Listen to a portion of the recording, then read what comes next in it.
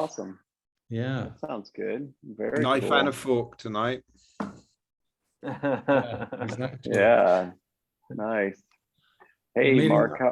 I'm going to be meeting somebody from WeWork, someone senior at WeWork.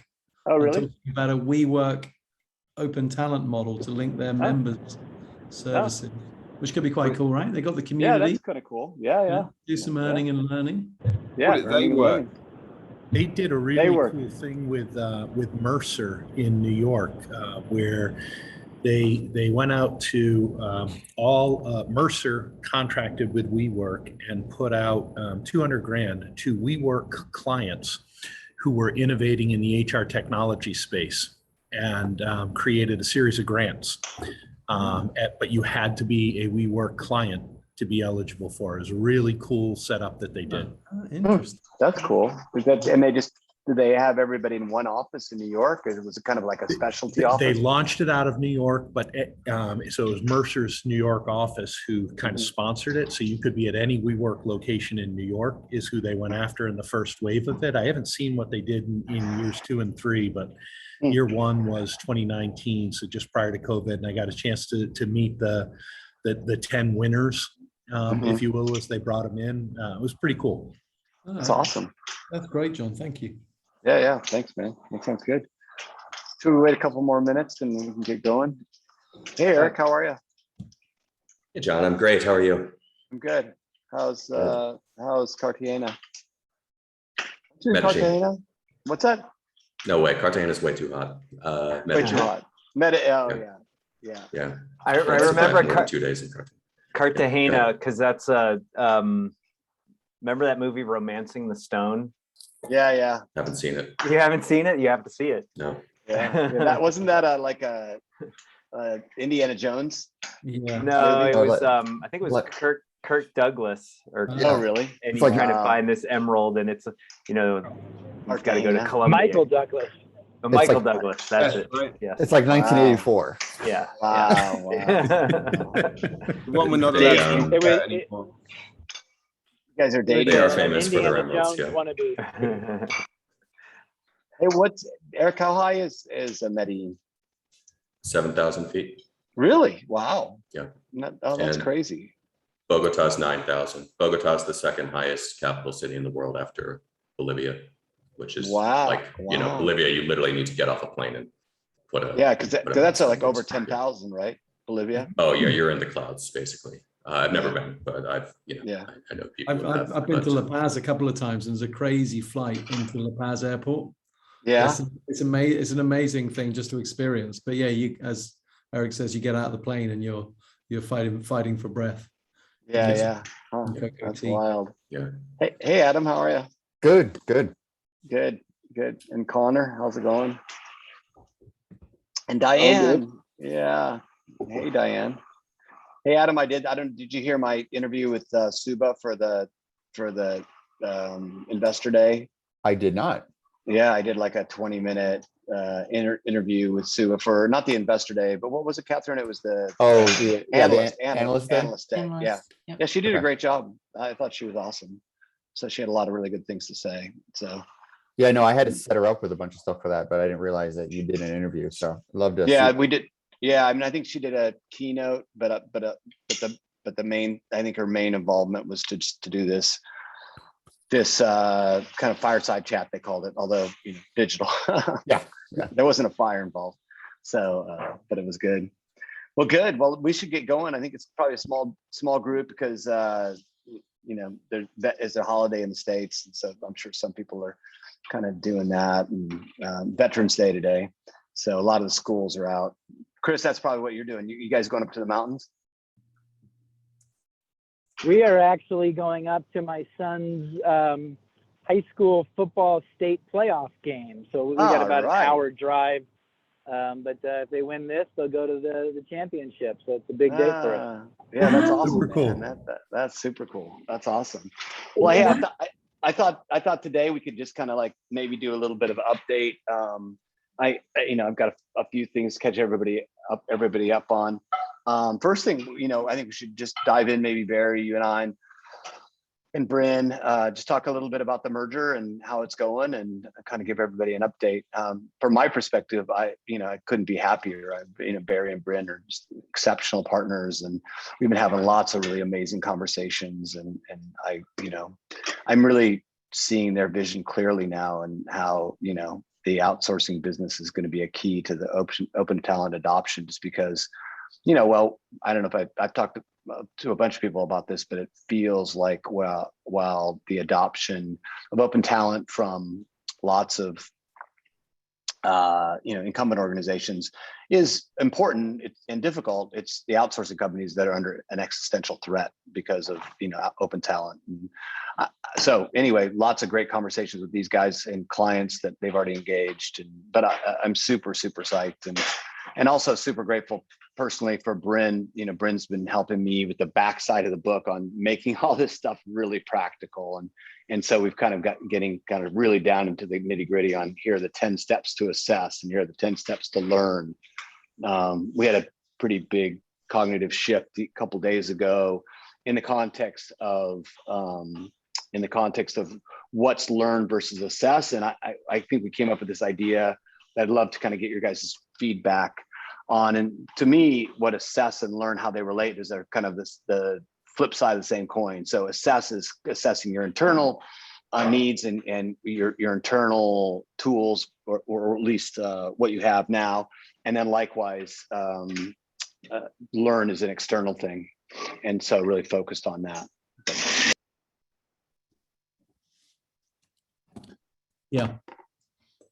Yeah, John, just to respond to that, I mean, I would say we're what are we now, 6 weeks into our merger, so feet are firmly under the table. Yeah, we exactly. can't ask stupid questions anymore. But it's been great. I mean, we've got such a good momentum. We brought our existing clients with us, so we've got loads of stuff going on with UST and with Anthem now as well, that Diane and I are working on. And I've just been on the phone with version 1 for the last couple of hours, going through their open talent strategy, and with Vontier and WNS. Just been introducing WNS to Wazoku this week, and to freelancer.com. So we've got quite a bit going on in terms of our existing clients. And then, we've got quite a lot of stuff going on, selling Open Assembly consulting into new potential prospects. So we've got like a long list of those, and we've been doing some good sales meetings. So they're looking positive. That's really to helping organizations, and several of them outsourcing service providers, to set up a sort of centralized model, like an ecosystem model, to enable them to access talent in the form of people bodies to support their existing teams, but also then to taskify things and be able to deliver them as part of their portfolio. So how do they do that in a secure and compliant way with the right operating model and the right strategy? So that's all looking pretty good. And then we've been doing a load of business planning work. So planning for 2022, what should Open Assembly look like in 2022? What do we do? How do we expand consulting, and how do we expand the collective? And what do we do with the customer council? And what do we do with research and publications? I think I can say now, because we've agreed a deal with John Younger, who's going to come and join us to run research and publications for us, which is great. So you see quite a lot more happening from us in terms of the OA Quarterly, and then helping platforms to amplify their brand and messaging. So John's obviously a legend in the industry. I've got visions for a John and John podcast. So I want to get the two Johns out there. So hopefully we'll get that sorted. And then accreditation and training. So we've got a long list of things. We've got 3 or 4 hours together tomorrow in our planning session, which will be good. And then I've been getting out and about, doing lots of podcasting and speaking. I'm speaking at an event for Talent Alpha next week, and another one for CIO Net. And then I've got another training course for, not a Vistage one, but for 20 different MDs on Tuesday next week. And we'll speak for the freelancer business community in a couple of weeks' time. So we've got loads of that stuff going on, and just evangelizing the message, and talking about introducing people in the UK, certainly, to who Open Assembly are and what we do and what we stand for. So it's been super busy. I certainly feel like my head's been spinning for the last 6 weeks. We've been really busy, but it's been such great fun. We've loved it. I mean, I'm really really enjoying it. It does feel like the marriage, the merger is working well. So certainly no regrets from our perspective. Anything from your perspective, Bren? Did you say 6 weeks? I know. Where did that go? That's Right. ridiculous. Yeah, Yeah. well, it's been a rocket ride so far, and it's carrying on. So I'm loving it. Yeah, nothing to add on top of that really. But other than thanks for all your help and thanks for making us feel so welcome. It's been brilliant. Yeah. Yeah, no, it has been awesome, and I want to also really, just be appreciative of how these guys have been really community oriented, bringing Diane, like really amplifying all the great work she's been doing. It's been awesome, kind of help clients really understand that journey she's been on and all the great learning she's had. And then John Healy, a bigger part of playing that role. I think one of the things I'm excited for is like Barry, I come from the innovation space, and then Barry and Bren and come from kind of the outsourcing space, and John comes from the recruiting space and talent space, and then John Younger comes from the traditional HR space. So I think we're really filling things out to be much more broad and understanding the ecosystem more holistically. The other thing that's kind of on tap that we're just starting to formulate, I don't, maybe it's just too early to talk about, but John kicked me under the table digitally if you want to. But John Healy and I have been kind of scheming to figure out what CTW 2.0 is, just because I think there needs to be some separation from OA, as OA kind of becomes a for-profit business to serve demand side and platforms. CTW needs to be at the core of the community that's transforming work for 1 billion people by 2025. And John's so graciously decided and volunteered to head up the first council. So we've been scheming along those lines and figuring out exactly what the council will be charged with. And I'm so grateful for John for stepping up and wanting to participate in that. I don't know, John, do you have any thoughts on what we've been thinking about?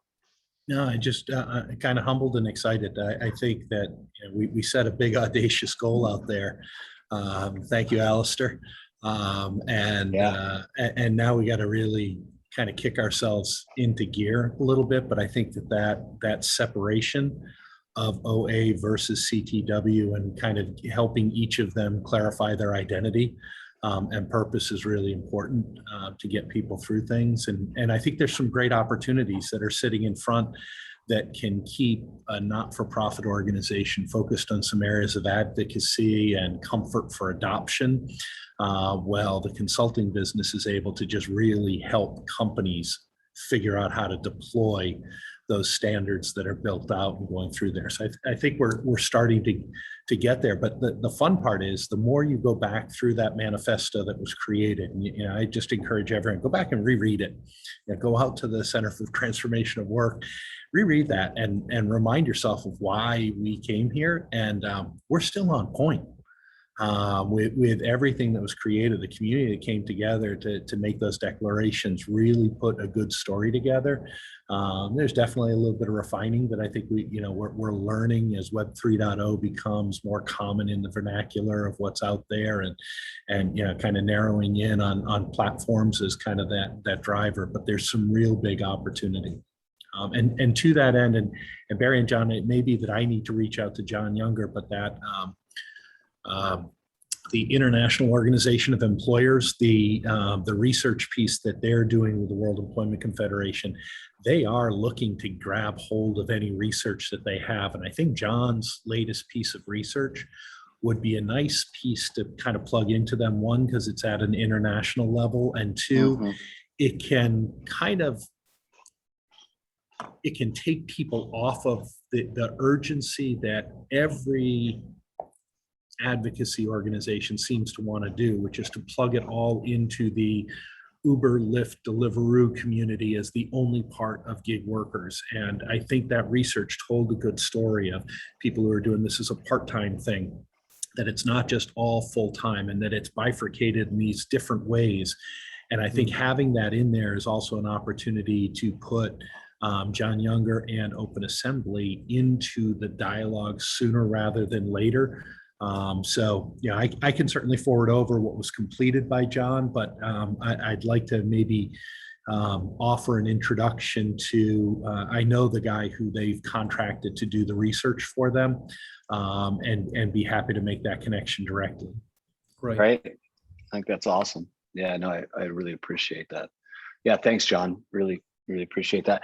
Yeah, and as we were talking at the beginning of the call, I did an analyst conversation, or for Wipro's annual analyst meeting with Subha Tatavardi, who Adam works with, who's kind of designing an overall Wipro platform strategy. And I'm super impressed. And I think that's, back to, some of the comments that Barry and Bryn talked about in their experience.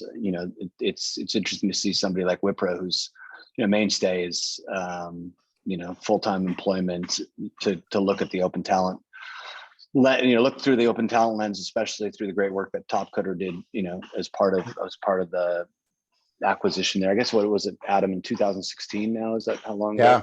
Yeah. November 2016. Yeah, it's interesting to see, kind of, because I always look at Topcoder not only as an early adopter, but also my understanding, or at least as I peel back deeper understanding, is like the reason, at least in my mind, that contests were so prevalent to begin with, whether it was the stuff we were doing or the stuff that Mike and team were doing at Topcoder, and you, Adam, was that, it was hard to, the digital technology and platforms and things weren't developed enough to do, talent as a service, and to sell people's time to be on a team. So you had to really sell outcomes, because you couldn't trust or verify who the people were and how it worked. And so contests were the easiest way to do that, because you could sell, oh, I need one of those. Like, that's the answer. That's going to take my business forward, by, a factor of 2, and it's super easy to buy. So, and I think, as we're seeing this kind of, those seeds of open talent being the beginning, especially through the lens of Harvard and NASA, and now kind of broadening out to be much more accepted, especially with the great leadership, Eric, that you guys have done at TopTal. It's really, really cool to see. But Adam, it feels like this is going to be a big shift for you guys. Anything you can share there? I guess I'm not really sure what you mean by on the shift part, because I would actually say it's probably, for us, it's just much more focus. Right. Truly being a platform, because I think historically all of us leaders at Topcoder, we come from a consulting background, so our default mode has been like, white glove, and of course, getting any enterprise, and we've been focused on enterprise since day one. Get any enterprise just to engage in crowdsourcing is a heavy lift, right? So it's once you get through that lift, then it's okay, what's the services that they ask for? Because again, how often are they going to go to a platform and do it themselves, right? Which now we're starting to see, obviously now in 2021, we're now starting to see those types of customers who are willing to use platforms, right? So for us, it's more of that focus, like making sure that we do everything on platform, and making sure that those services are on platform, versus what we've been doing over the years, which is a lot of that off platform and just servicing customers in a traditional consulting way, but delivering through crowdsourcing, right? Mm-hmm. Yeah. So that's really what Subha's focused is, like, and that's what her background is, really coming from PayPal and coming from Walmart, is like everything has to be platform, right? Mm-hmm. So I'm excited about that, like just making sure that all of those transactions, and of course, the data that we have historically is, we're digging into it more than we ever have in the past, and it's pretty, putting our data science community, algorithm experts onto our own data is pretty amazing in itself too. The stuff that we're digging up and how we're able to take action on some of it. It's pretty cool. That's great. Yeah, that's great. But go for it. Oh, sorry, John. I said a quick question. I'm just really interested in what the vision is likely to be for a Wipro Topcoder deeper integration.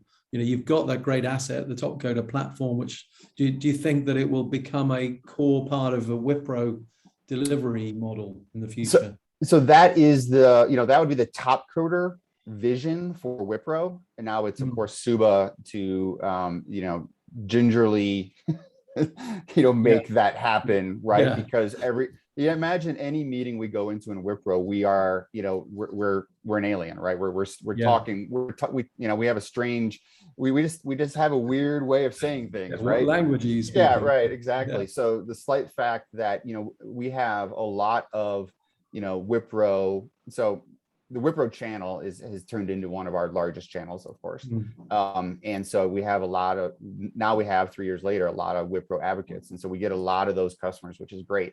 But, there's still a lot of work to be done there, right? Mm. And from Suba's view is if all of that can just be easier, like take us out of the consulting side of it, right? Then obviously Wipro will use it more. Or, just again, looking at the data, leadership starts to realize like, wait a second, like we can actually do more, integrate this more into how we deliver. And that's actually, I don't know who here is familiar with Top Gear, but that's really what Wipro has been doing with Top Gear. Yeah. So Top Gear is Wipro's employee community, okay, on the Top Gear platform. Yep.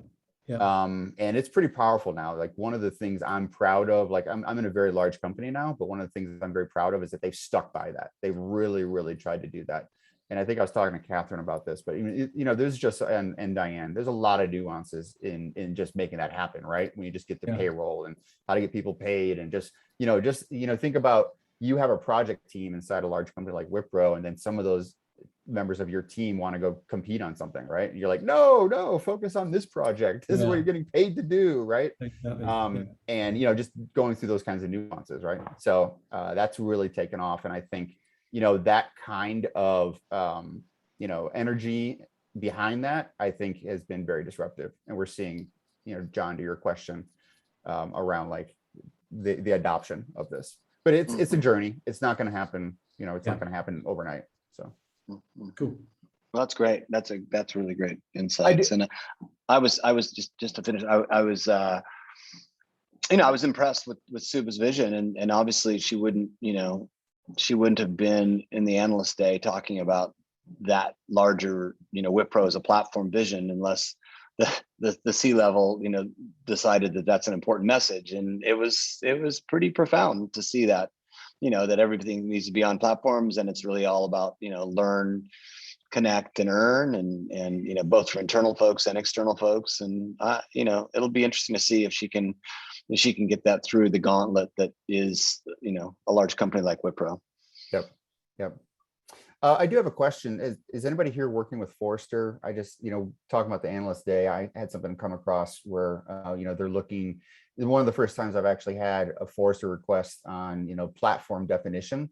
And it looks like they're getting into doing an analysis of platforms and providing something in that space. So I don't know if anybody else has seen that, but something that kind of wants me to, I want to send them your way, John, or great. OA's way, because a lot of it was just really about like how platforms are doing FTE replacement, which is like, I'm like, this isn't necessarily the message that we need to go, right?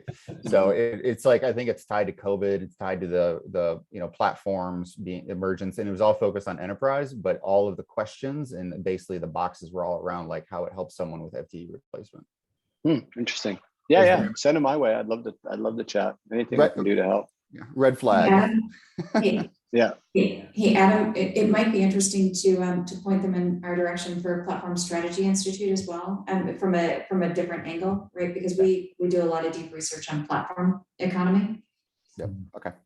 So, okay. I'm happy to see the interest. I just want to make sure that we're the right message. Yeah. No, for sure. We need to message things for sure. Oh, that's really great. No, that Also, sounds good. I just Hey, wanted John, to can I mention. chime in real quick? Wait. Oh, Eric, sorry, or Chris, Eric's first. Eric was started, so just hold just a sec. Just wanted to Eric, go mention, ahead. just real quick, I have at least one study that I was reading for a separate research project on a big survey.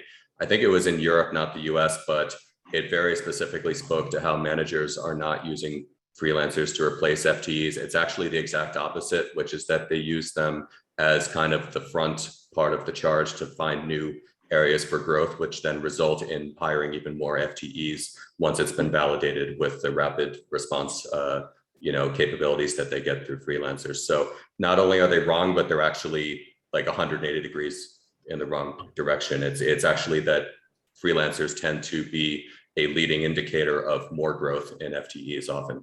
I don't know if that will be helpful as it's a European sample, but if we're facing questions like this, I can try to dig that study up. Just wanted to. I think we'd love to that'd be see it. Totally, for all of us. Sure. That'd be great. Sure. That'd be great, Eric. Sure. Thanks for so much. Chris, you got the floor. Thanks. Yeah, I got to jump off here in just a few minutes to go root for the home team. But two comments and a question. First, Barry, as you're growing, I'm keenly interested in being a hired gun for your team to go in and do some of that contingent work consultation and what we sometimes call the creative platform, particularly if it's in the creative marketing space. I'd be less valuable to do an IT overhaul, but anything in the HR or marketing areas. So if you're building a bench, please include my name on that bench. Secondly, John, Communo is doing a lot of thought leadership, and we just partnered with The Gathering to have a more overt presence there. So if you're looking for a subcommittee or a task force for the Center of Transformation of Work, I'd love to be on that as a Communo representative and contribute to helping propagate the ideology of what we're all talking about. So feel free, Barry or John, to reach out to me offline here. I've got it's really part of my new charter, frankly, is to become a bit more of an outspoken advocate for these principles, and jumping into your platforms is a whole lot easier than trying to do it on my own. Yeah. And then in terms of a question, I was wondering if anybody else has noticed this, but I've probably seen 4 announcements in the past week for recently capitalized small businesses that were excited about the injection of whatever, seed money, Series A, Series B, and they're going to use it to hire, and that they're now looking to grow their teams. And I just want to say, no, don't use all this new money to burden your business with the overhead of FTEs. And didn't know, John, you mentioned that outsourcing firms are having an existential crisis, and that might be low-hanging fruit. Our VC companies also may be in a position to be properly exposed to some of this open talent thinking, so that they could advise the firms that they're injecting capital into not to, put a bunch of money into overhead, but to use more freelance talent. And is that an angle that we could maybe be an untapped area that might be a receptive listener to our message?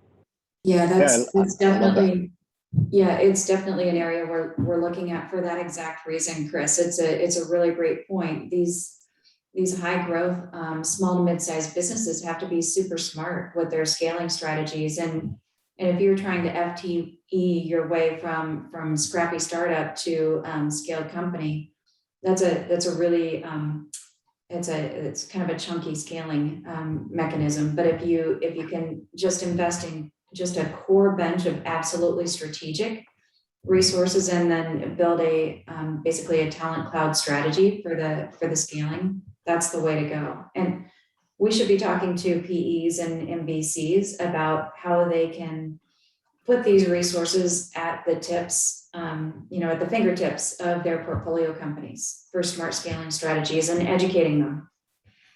Definitely, now's the time. I think this year will be the first year that the PE firms are looking at 20 times multiple for their average acquisition price, and they're having to hang on to those for longer and longer and do proper transformation work in them, not just financial engineering. So their request for this digital talent is exactly the same as all the other tension points we've been talking about. So I think there's a number of reasons it's a really great call. Yeah, we should ramp that up actually, Brent, shouldn't we? That as a channel for us. We need to find some more hours in the day, but I think we need to target PE firms as well. Right. We're also seeing, go ahead. We're seeing a huge migration from aviation to space. So we've just done a lot of deep research. Investment dollars are flowing from aviation to space, and talent is flowing from aviation to space. As you can imagine from all the exciting headlines, right? Space is the new sexy place for kind of really, really big kind of brains. And so that's maybe a good place for us to target right at the outset, so they scale the right way. Yeah, I agree with all you guys. I think one of the things that I would suggest is that really for especially VC firms, I think we're a little bit different with PE firms, but because they're buying something already and trying to figure out how to cut costs and maximize the return on investment. But at the VC world, in the startup world, I know, one of the ways that you can ask for more money is more expensive talent, right? And so, when you're trying to go for a bigger raise, they have more runway, kind of convincing VCs that you need more FTE talent and for a longer period of time gives you, you can under hire and create a longer runway. And I've seen that happen. Seen that happen a ton. So I think that's really, for that segment of the market, it's really a mindset shift, because VCs have bought into that, right? I mean, they're at least the ones that I've worked with a bunch are, getting into a deal and then trying to, I mean, it's just musical chairs, right? They're trying to, the minute they make an investment in a round A, they're out selling all the other next bigger round of investors into round B and C and D, but trying to increase the multiples and increase the cash flow, the money flowing in. So, but great points. Chris, I really appreciate that. And I think we need to figure that out for sure. Eric, hey, you had a Mark. question? Oh, sorry. Eric had his hand up. I just want to make sure he. Yeah, go for it. Yeah, thanks. Yeah, and I unfortunately need to jump right after this. But I just wanted to say that I completely agree philosophically, and my venture fund was in many ways designed, predicated on that approach. That being said, that statistic of how much of their rounds are going towards people also is probably just in part reflective of the fact that most VC companies, people is almost their entire overhead. So they don't have the same cost structure as more traditional companies that have other elements of overhead as well, especially if it's a remote team, which they increasingly are. So I would say there are probably two things affecting that statistic. One is what we just talked about. The other is simply that people really are just almost all of their overhead anyway. So you're going to end up seeing that, and that, whether it's FTEs or freelancers. That being said, TopTal, yeah, we get a lot of business from startups, and often like directly after they've raised a round or when they're entering like those critical inflection points where you suddenly need to handle situations much more rapidly, or rapidly be able to scale in certain respects, but in ways that may not be necessary forever. So I think that, yeah, startups are a great thing for us to look at. And also, like we talked about earlier, in some ways a front door to enterprise, because that's the end game for a startup, is get acquired by a big company, and then they end up kind of bringing a lot of their modus operandi with them. Sorry to throw a grenade and then bounce, but I unfortunately have No worries. I totally another meeting that I couldn't avoid. But yeah, but great to see you all as always. Take care. Yeah, thanks, Eric. No, I appreciate it. I can kind of, follow through and concur. That's been my experience when I've sold to bigger companies, is that, that innovation comes from the, injection of startup companies. And as those companies, or at least the companies I've been involved with, get acquired by bigger ones, we bring a new set of, mindsets and culture and tools into the game. And, it's a long journey to do that, to influence incumbent organizations, but certainly a worthwhile one for sure. And Chris, to your first point, we're going to be running a sort of customized consultant training, couple of sprints before Christmas, that specifically to try to get, freelance experts savvy with the way OpenAssembly does consulting. So Brian is organizing that. We've got like 7 or 8 people who want to do it. Some won't be as experienced as you are, but they're expert consultants. They just need to learn the open talent world. So we're sort of customizing a couple of sprints. So we'll send some information out on that fairly soon. That's great. Thank you. I'm psyched for that. That's going to be great. Hey, Mark, great meetings on kind of next steps for the education committee. And I know, one of the things, at least the last meeting I was on, you guys decided to really focus on the glossary, because I think at the core of this whole movement is getting an alignment around what do we call this, and what, how do we use those terms to make sure that we're all aligned, around a set of terms. Any thoughts, any progress, any things you want to share? Yep.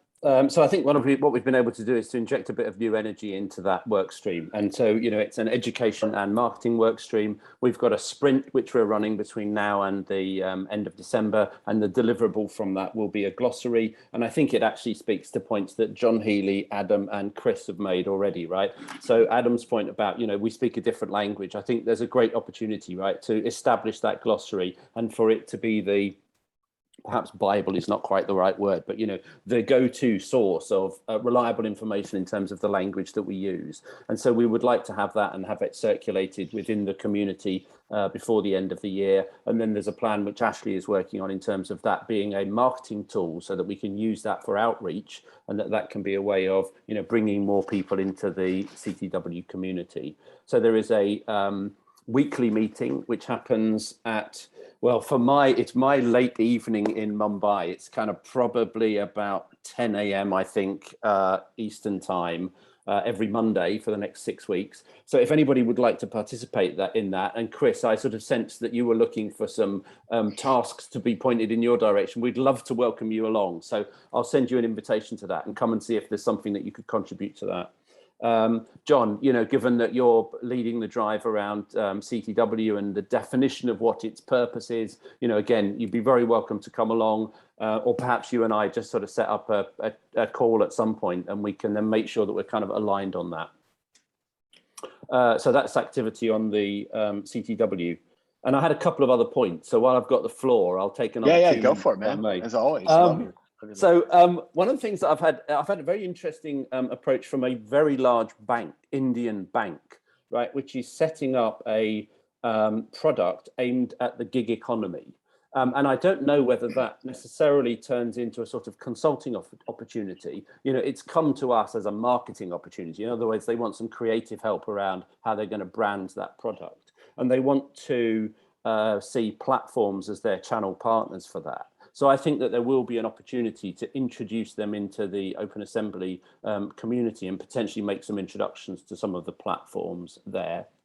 And allied to that, and I'm just going to put something in the chat, there was an interesting story the other week in the Economic Times, which is, you know, India's financial newspaper, which is around a change in the definition of employment by the government in order to be able to make gig workers and freelancers, if you like, more part of the formal economy in India. And I think that's a very interesting development, the fact that there's, you know, clearly recognition that this is a market which is growing and growing quickly and requires some attention and probably regulation.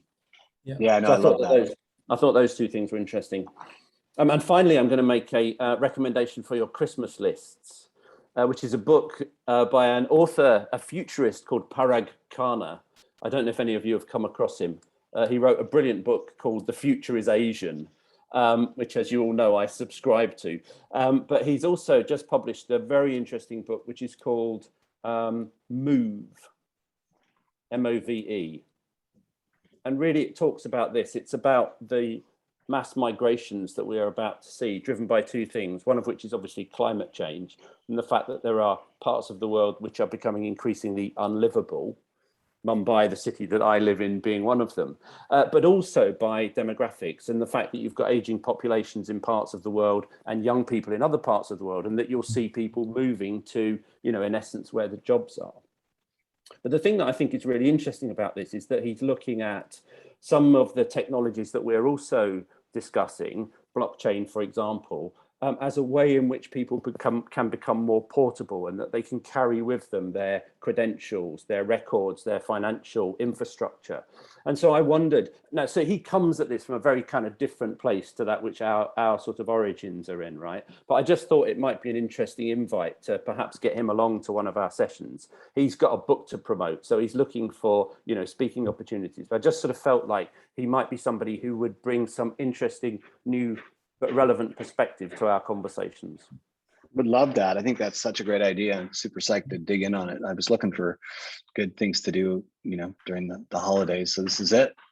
Thanks, Mark. A recommendation. So I know him. He's not a friend of mine, but I have met him on a couple of occasions. He's based out of Singapore, but I could reach out to him and say, you know, is he interested in coming and, you know, doing a short session one of these weeks?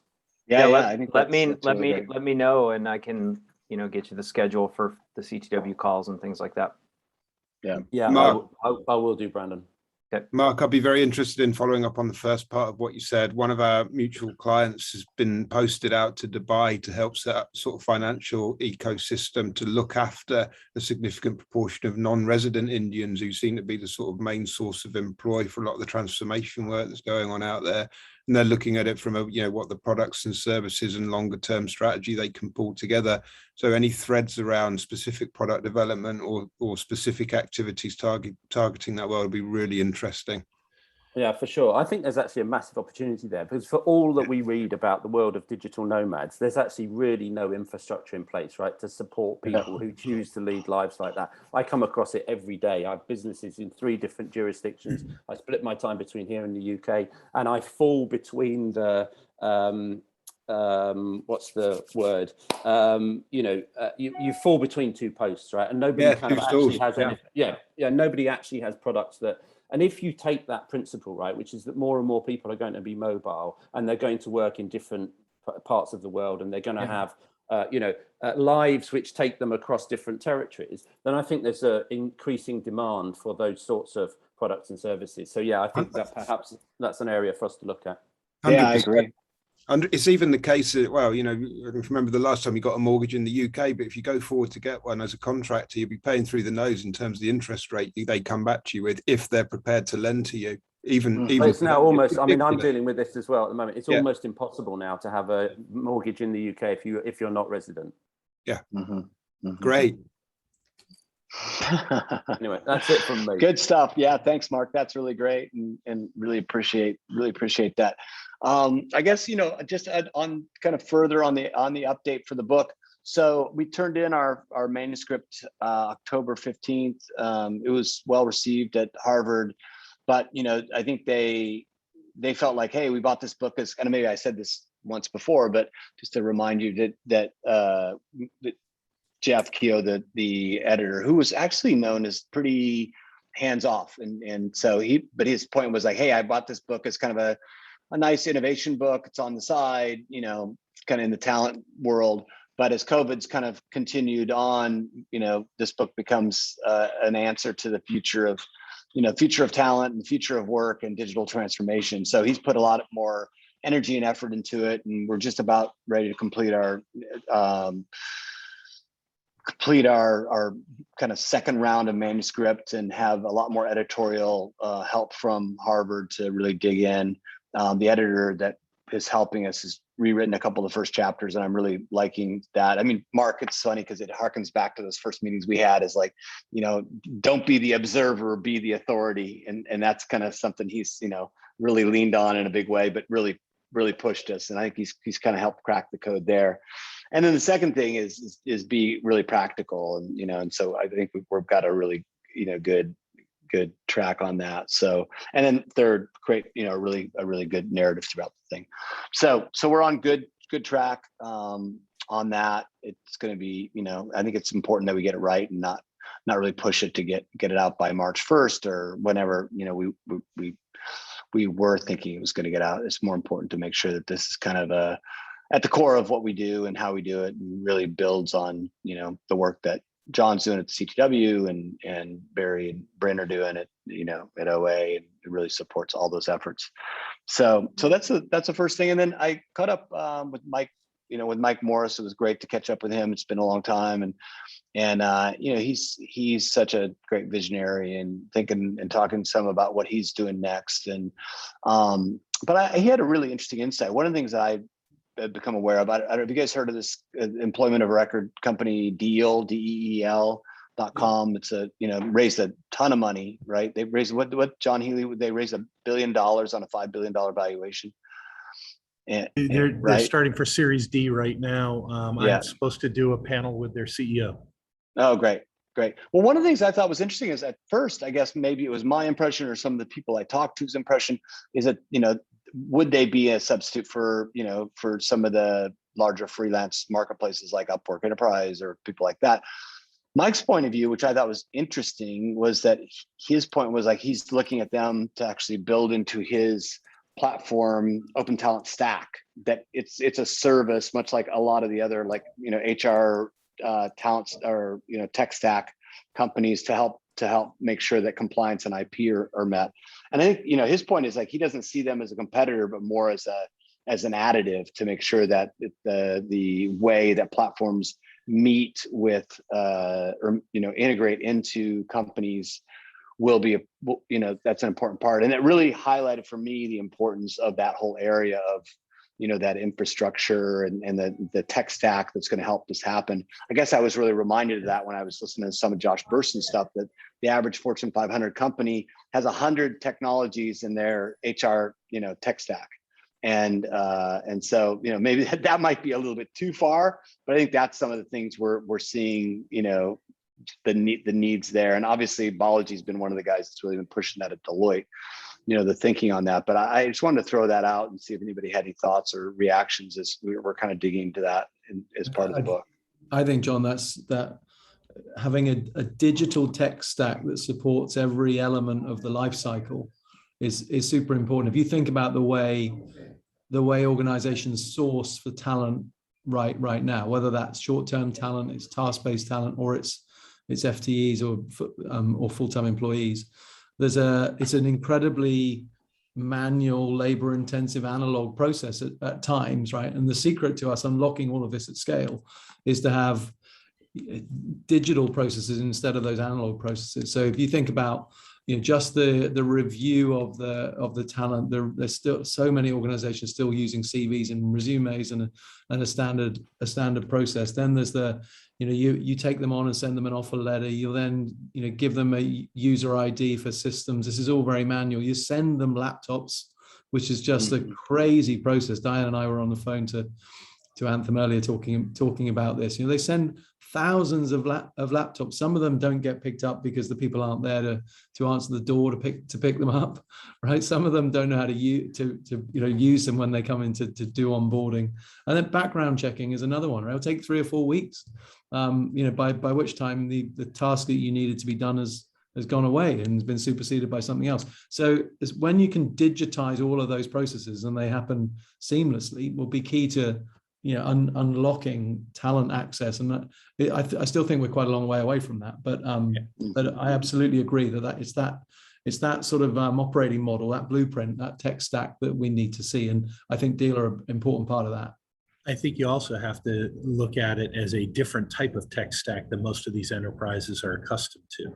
So if we go back over the last 10, 15 years, they have been trying to integrate into a centralized ERP and building deep integrations into everything. And then it takes 18 months to get onto the approval list of the project plan that's going to allow you to do anything. And that's not the world that we're living in today, that is allowing much greater freedom. And so you have a lot of these large enterprises, they understand that tech stack, but they're so scared of touching it or asking permission to do anything with it that they become paralyzed and prevent themselves from getting anywhere. So there's a piece of this that needs to be able to speak to what is Web 3.0 and what is the process of moving from your Web 2.0 business into an environment that is allowed to access things in a different way. That's a big part of the learning that needs to go on too. So I think, John, to your opening points that you made, that learn versus assess, the learn has to be what's going on in the marketplace. That is 100% the outside. And the assess is where are we against that and what can we do about it? Are we paralyzed and we got to kill it and start over again? Or can we adapt from where we are? Because that's the way you're going to get the roadmap forward. I think the real currency should be data. I think there's no shortage of tech that's been sold into these guys and girls over the years for the reason they don't properly understand what they're doing with data. And I think what's moving faster actually is what is becoming more relevant in the world of the data that's required to support this new ecosystem. I think we would be well placed to get stuck into that and the definition as part of the standards that we're setting up to start thinking about what the data model that's really going to enable this new model should be. And I think once you get a bit of clarity on that, the tech opportunity becomes a lot clearer and a lot starker. Yeah, I completely agree with that, Bren. Ultimately, we all look forward, and this is a data play, right?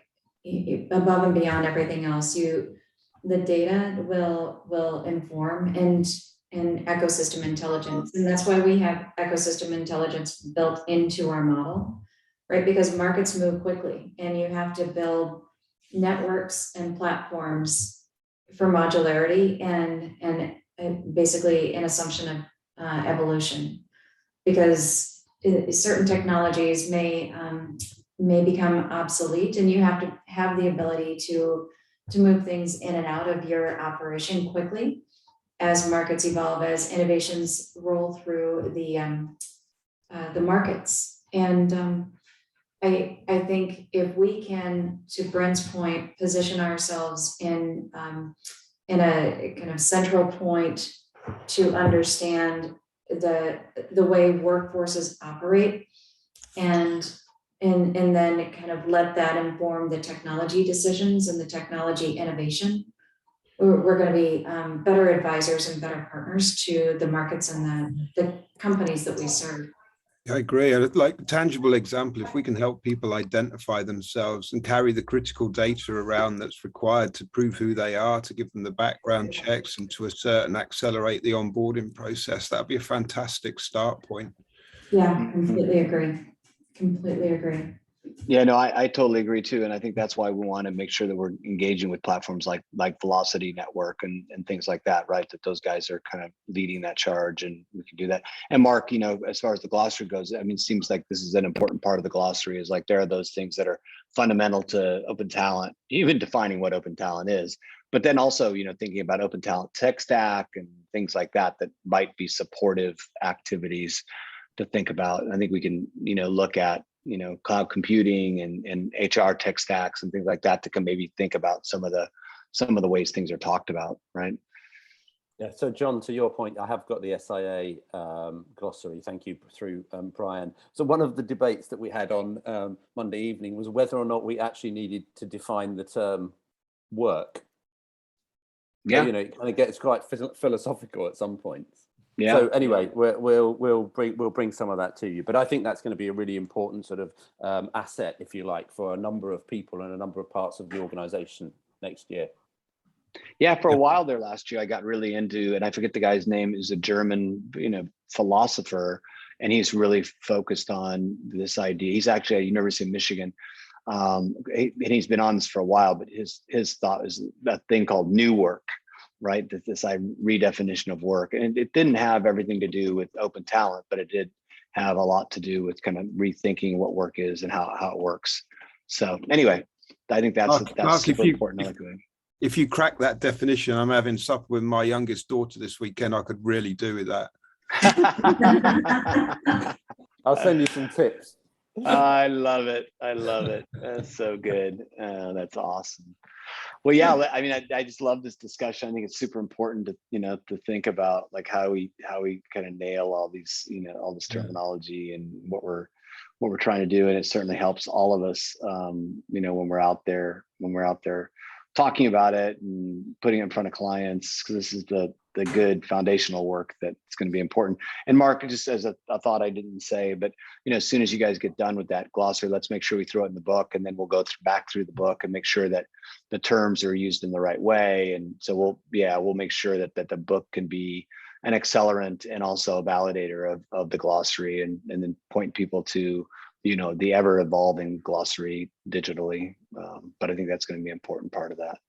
Yeah, so yeah. So what else, guys? Anything else in the few minutes we got left? We've got our Brandon, when we've got our event taking shape now, right? We've got a date for it, we've got a location for it, we're gonna have an awards ceremony. Do you want to tell the team about that? Absolutely. Yeah, we've reserved space at the St. Julian Hotel and Conference Center in Boulder for June 1st through the 3rd. So it'll be a PM check-in, happy hour, kind of meet and greet, and then a full day on the 2nd, and then a half day on the 3rd. So that's a Wednesday through Friday. And then we're going to tag on CTW like mini conference at the end of that for the afternoon of the 3rd into the 4th. And we're hoping some folks might stick around for the weekend, and we'll do some fun things in Boulder. But that's the tentative plan. We're looking forward to it. Count me in. That's awesome. Thanks, Brandon. And Adam, you just put up a link for the Top Coder Open, which is, you know, if anybody, you know, if people haven't gone to the Top Coder Open, it's the oldest event. I think it started, what, 2002? Is that right? 2001. So this is, 2001. this is our, we've been around 20 years, but this is our 21st Top Coder Open. So, Yeah. because It's a really amazing event, and really, the thing that I think I took away from it, Adam, you've been doing it a lot longer than I've been involved, but it's just a passion from the crowd side of things, right? From the people, like they're there, it's way beyond work. It's like their identity and they're kind of their friends, and it's this massive community you guys have created. It's just super cool to see that. Yeah, so starting Saturday, this is last year we went virtual. This year we're virtual again. We were hoping to be in Florida, but that didn't work out. So because we're virtual, it's a week-long event. So it's Saturday to Saturday. So there is competitions all week across UI design, across development, across algorithm, across our SRMs, across QA.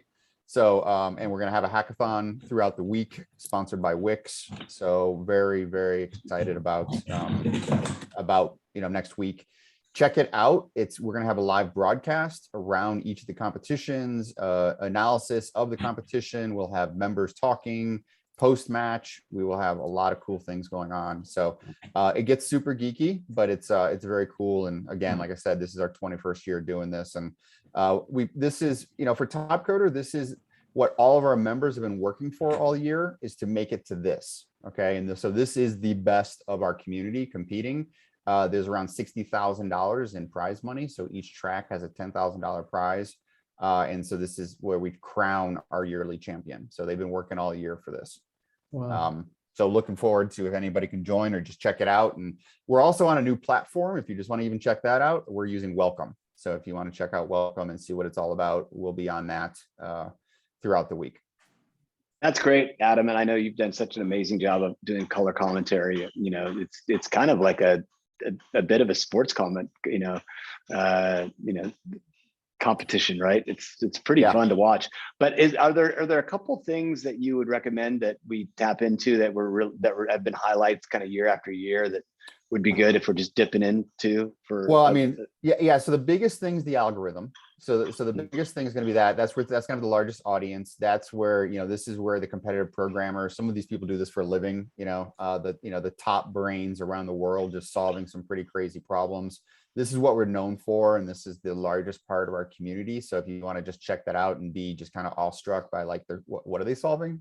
Like, it's math above everyone's heads, right? And then I would say probably the design, because I'm involved, but we're doing a bracket tournament. So it's one-on-one designers and trying to add a little more enthusiasm to the immediacy of it. So we do multiple rounds of design of like 1 hour to 30-minute design sessions. So think of kind of just rapid UI design and then quick judging, very, like top, like a TV show type process around that, where we pick winners right away and provide design feedback right away. I would say those are probably going to be the highlights. Every year they typically are, because it tends to be more audience friendly. That's awesome. Yeah. Bryn and Barry, I mean, I think it's such a great, like when I went and talked in Houston a couple of years ago, I got such a kick out of it. It was definitely a way to address anybody who was saying like, well, people are just, not really into this. They're doing it because they have to do it. And they're barely making a living at it. And, it totally changes your mind. And it's so many crazy, amazing stories. I can remember that. Yeah, I remember the first time when we were helping Wipro as part of competitive pitch for some of their clients, they put a video excerpt of the highlights of one of the weeks. Right. Completely freaked the client. I had no idea what was going on. We'd never seen anything like it. It was absolutely fantastic.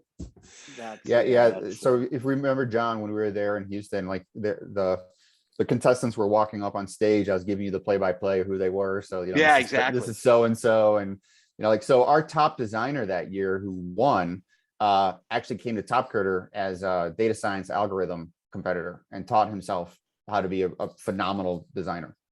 So there's amazing stories like that. I can, I'm going forever, but again, these are the top. So these are the top motivated doers. These are the true spirit of, what we're all doing. Right. Yeah. I love it. Well, great. Well, good luck with that this week. And we'll be tapping in for sure. And hey, it looks like we're at time, but always love these conversations and really really grateful for you guys to be a part of the journey as we create more momentum. It feels like we made a lot of progress this last, few months. So more to come. So thanks, guys. Thanks, John. Thanks, everyone.